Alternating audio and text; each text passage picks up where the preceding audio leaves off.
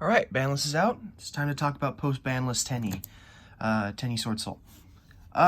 This deck actually changed a little bit with the Banlist, given that there was no direct hits to it.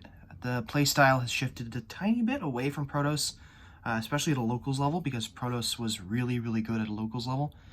Also, we did take a major consistency hit when we had Pot of Desires go to 1. It's still debatable if it's even worth running the 1 now, because banishing the 10 cards just to get a +1 is really impactful in a late game, but making Changing really, really big does come up a lot. So let's just get into it. So, start off, standard stuff, 3 Ecclesia, don't need to argue anything here, 3 Moyi, your best starter, 2 Taya. With Desires going to 1, it might even be worth playing 3 of this now, just because you run, or for me, I max out on the Tenyis, with the exception of Hadhara. So this being another starter is really solid. Plus it plays around Ash, which is really good, unlike Ecclesia. 3 copies of Long. This is my personal favorite one. If I open a hand of this plus Moyi, it's a really safe hand, because you can just make this, make Baron, then you can turn off any hand trap that would stop the Moyi or the Shishao.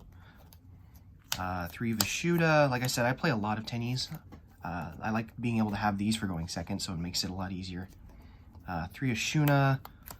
1 Shathana. I still play Circle, but I'm also playing Vessel now in the main deck, so I'm debating if I want to keep playing Heavenly Circle or not. But in the meantime, if you're playing Circle, you definitely play this. And then 2 Adhara. It's really good. This is your flex spot. I'm personally going back to Nibiru. For me, my hardest matchup was the Bird deck, but now that they don't have a lot of easy access to Zexal before 5 summons, and that they're losing out on their 1 extra search from the Recital Starling before they make it, this becomes a lot more effective. Plus, some Morg is now not a problem, so being able to do this plus Imperm literally turns off their board no matter what they have. So this is kind of a meta call for me. In my opinion, you could also play Crossout here. We have a lot of free room to play around with now, so this might be an so this is an option, and then Crossout's also an option. But I'll get back to you as soon as I have more Crossouts. 3 copies of Valor and 3 copies of Imperm. Valor and Imperm are, in my opinion, the best hand traps right now. They turn off Tri-Brigade summons, they turn off Swordsoul in the mirror. They're also good going, or Imperm's also really good going second, because if your opponent sets up a board, you can just drop this and then turn off a card. I've played Chalice in the past over Nibiru. I don't know if I would continue to do that going into this format, because combo is not nearly as prevalent, but it could be an option. 2 Blackout. You might be able to play 1 of this now. The Desires is out. But I do want to play 2 because the second one does genuinely come up in the grind game, especially in the mirror match. Plus, Mystic Mind didn't get banned for some reason, so this thing is still relevant. 3 copies of Emergence. It's Rhoda, nothing to say there. 1 Summit. People are telling me to cut this. I don't know why. This is one of the few cards you can top deck late game that gets you a resource, and you don't have to worry about like a lot of interaction. 3 copies of Vessel. Okay. Here's my opinion on Vessel. It is really good when it's really good. There's a lot of ways to make it live, but if the card's not live, it's more dead in Heavenly Circle, especially in late game.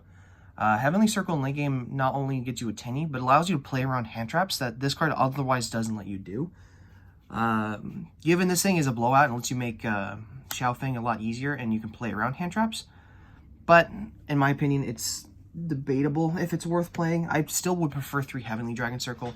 But my buddy Tristan Bridges convinced me to play this and test it more, so I will be doing that. And then, last but not least, 2 Heavenly Circle. I love this thing.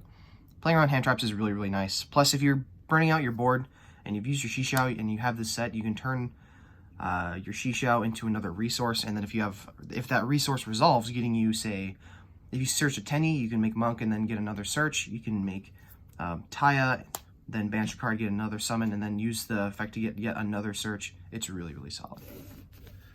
Alright, that's it for the main deck. Now for the extra deck, this hasn't changed in the slightest. 2 Qishao, which is standard. Changing, Baron. Yeah, these are all standard. Dragite. This is really nice going at Striker. Striker is becoming really popular again now that IO is banned, so I'm going to continue playing this. Draco Berserker. This is what you make under Shaman. This is also like your bootleg Boral Sword and lets you go for game on occasion. Ruddy Rose, 2 Baxia. This is more relevant now that I'm running Vessel in the main. So this way allow you to make Xiaofeng combo a lot easier, so you can turn off Valor and Nibiru, Yazi, this thing's busted with Taya, Chao Fang, again for the aforementioned Vessel combo.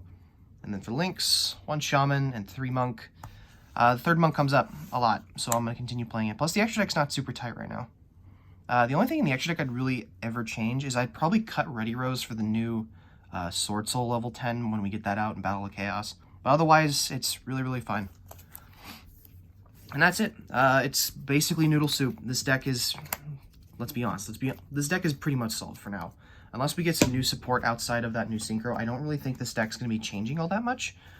Plus, with this new format, I think this will probably end up the best deck, which for me isn't a non-issue because, well, I have the deck. But because Bird is now out of the format and we're seeing a lot less Invoke Dogmatica because the combo decks are out of the format, plus they have a consistency hit, I think this will probably turn out to be the best format, or the best deck of the format. I think this format will end up probably being a mid-range format with Pure Tri-Brigade, Swordsoul, and then Brave Phantom Knights coming out. So, anyway, I hope you guys enjoyed. I like talking about decks, so if you're in the comments, let me know, and I'll discuss deck with you. So, have a good one.